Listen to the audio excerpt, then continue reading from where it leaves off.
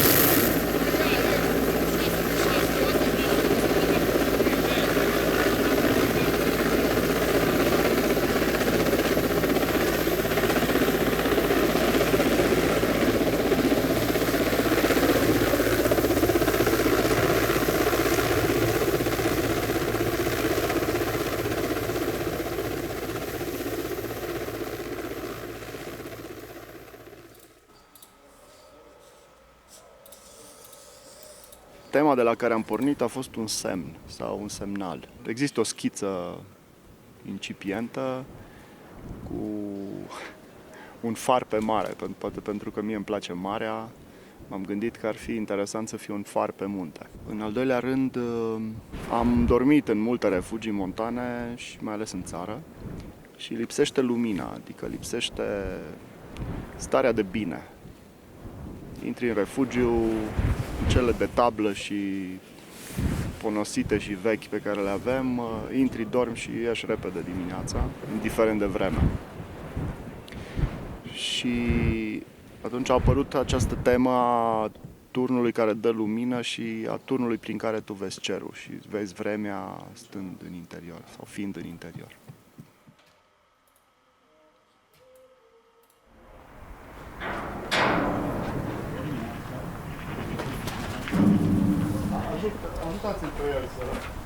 Noi am căutat să realizăm structura din lemn în România ca să ținem bani în țară, dar nu a fost posibil pentru că tehnologic nu aveam posibilitatea asta în țară.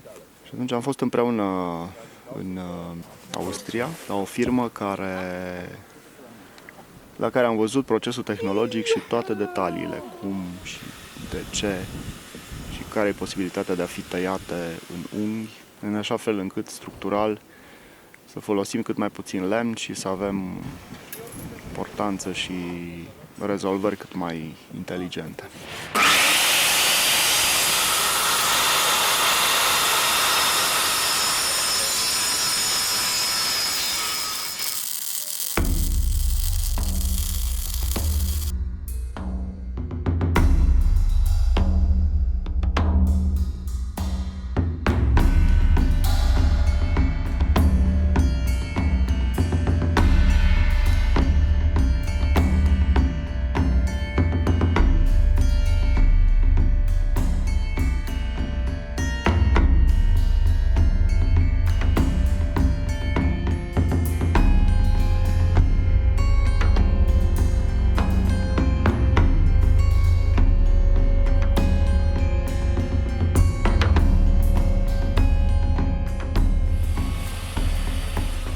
Se cereau 2 spații, un spațiu pentru ei, pentru salvamont, în care să aibă echipament și să aibă posibilitatea de a interveni de urgență și, în al doilea rând, locurile, cele 18-19 locuri de dormit pentru turiști.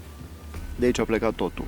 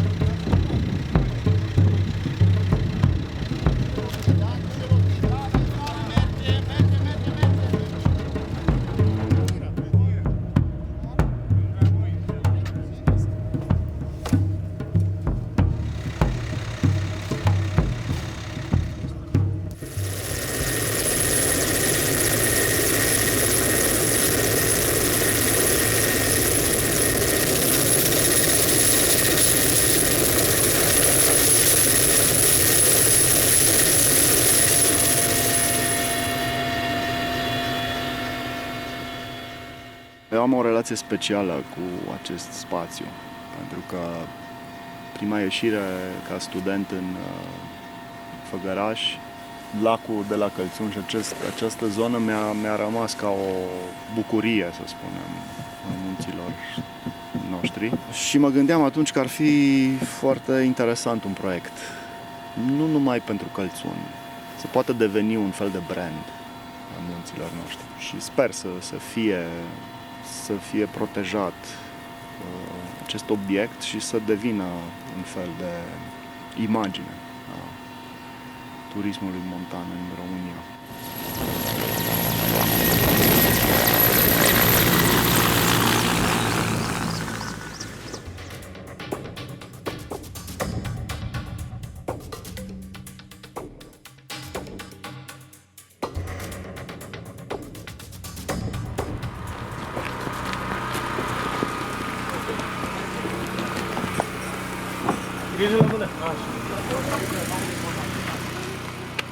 Nu am acceptat acest proiect decât dacă îl construim noi. Asta a fost una din temele acestui proiect, să-l construim cu voluntari și pentru că bugetul era restrâns, redus și pentru că sunt suficient de mulți iubitori de munte și eu mă puteam baza pe mulți studenți cu care lucrez de câțiva ani la Dealul Cerului în proiectele să spunem, de dezvoltarea creierului mâinilor. Și atunci a plecat cumva colaborarea cu domnul Farcaș. Din discuții în discuții am ajuns la concluzia că mai bine ar fi să-l facem din lemn și din panouri CLT.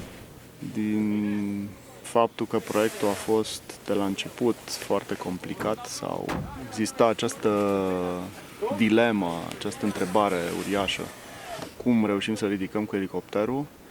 De aici a plecat totul. Adică orele în șir petrecute cu domnul comandor Nae Chiriță la telefon a determinat structura, oarecum forma, cum construiești modulele ca să poți să le ridici. Mai ales că între timp am aflat că nu s-a mai ridicat niciun obiect la această altitudine cu un elicopter de calibru ăsta. A fost un proiect foarte mare în Elveția, dar acolo tehnologia și costurile au fost poate de sute de ori mai mari decât aici. Punem niște diagonale de lemn, îmbrăcăm în folie, capsăm folia, atunci se ridică așa. Aici am cam de 4 ori mai mare greutatea pe King asta decât pe aia din ce am calculat eu. Am înțeles. Deci aici am undeva la oricum se va lăsa. Am 800 de kilograme, dar dincolo am 300. Da. Dar oricum nu mi se basculează, se va lăsa un pic. Se va lăsa. Da. Se va lăsa. Pe partea de inginerie nu suntem obișnuiți la școală, la experiență cu forme atât de complicate, care la rândul este și într-o zonă cu solicitări maxime. Aici zăpada uneori are și 2-3 metri, ceea ce înseamnă câteva tone bune. Vântul depășește 100 de km lejer și astea sunt niște condiții super extreme în care poate că în 50 de ani de meserie nu te poți lovi cu așa ceva, dacă faci ceva uzual. Următoarea provocare legată de a ridica toată structura în elicopter, care înseamnă o altfel de gândire, trebuie să știi și principii de aerodinamică și să ții cont de mișcările pe care le induce elicopterul. Și pentru asta am stat și am gândit mult. Împreună cu Marius am cizelat permanent forma să ne încadrăm în ceea ce poate materialul să ducă. Chiar dacă e cu lemnul construim de 2000 de ani, panourile de genul ăsta sunt dezvoltate de 15 ani și au și ele oarecare limitare, deși au permis foarte mult. La elicopter, după ce încărcătura a atins solul, abia atunci vă apropiați de ea. Până atunci, toată lumea stă cumva față stânga, în așa fel încât mecanicul care stă la ușă și mă coordonează mișcările, să aibă legătură vizuală cu dumneavoastră în permanență. Numai la comanda lui vă deplasați către elicopter, numai la comanda lui plecați, când ați terminat de dezlegat. Pentru că perna de iară este foarte puternică, nu stați în picioare. Stați la sol, așa, sau dacă nu vă puneți cu totul jos, în șezut. Vă împinge vântul și sus în zona aia e zonă periculoasă, să nu avem altă problemă.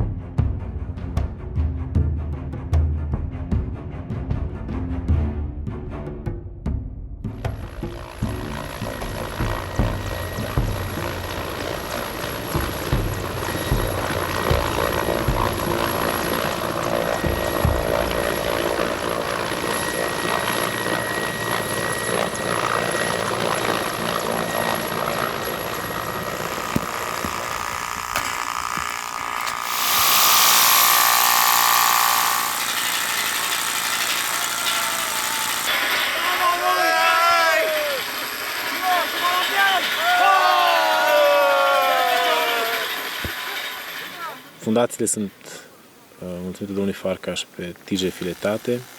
Deci nimeni nu se gândește ce faci cu o construcție când și-a epuizat ciclul de viață. Nu putem să ne gândim la lucruri că țin infinit. Ce faci cu ea, cum o dezasamblezi, cum o demontezi. Și atunci, spre deosebire de alte refugii la care s-au făcut platforme betonate, avem câteva șuruburi ancorate în stâncă. După 50 de ani nu mai ai nevoie de refugiu, vrei să refolosești locul, nici nu simți că a fost acolo. E o chestie importantă pentru natură să nu mai cicatrici.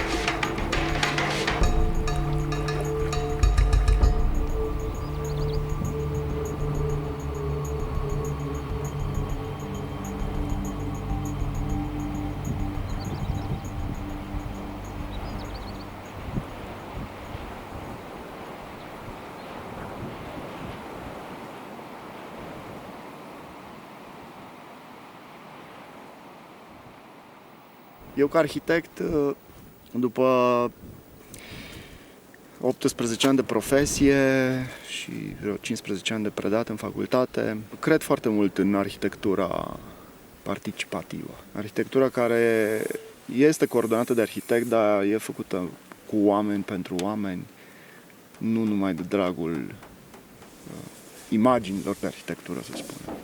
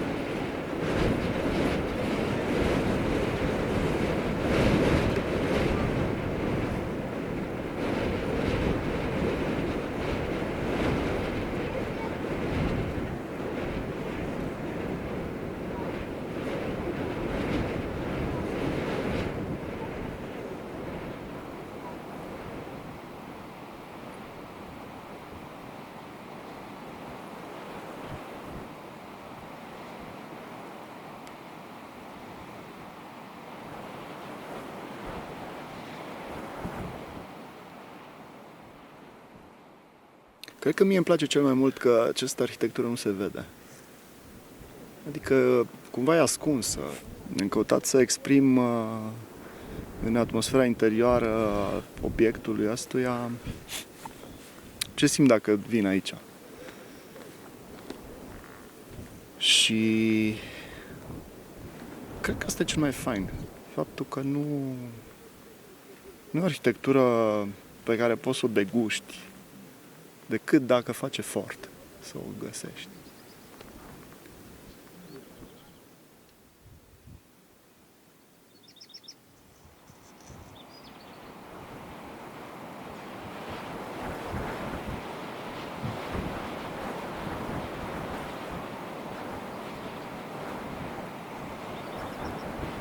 Am fost tot timpul întrebat de ce arată așa refugiul, adică e prea nordic, prea pentru țările nordice.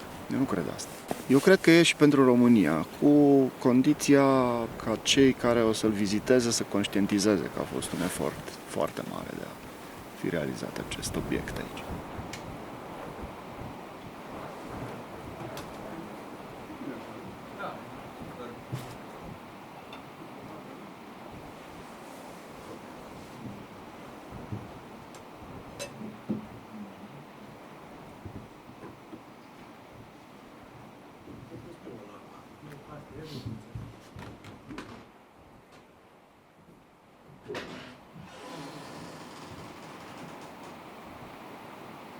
Al cui copil e?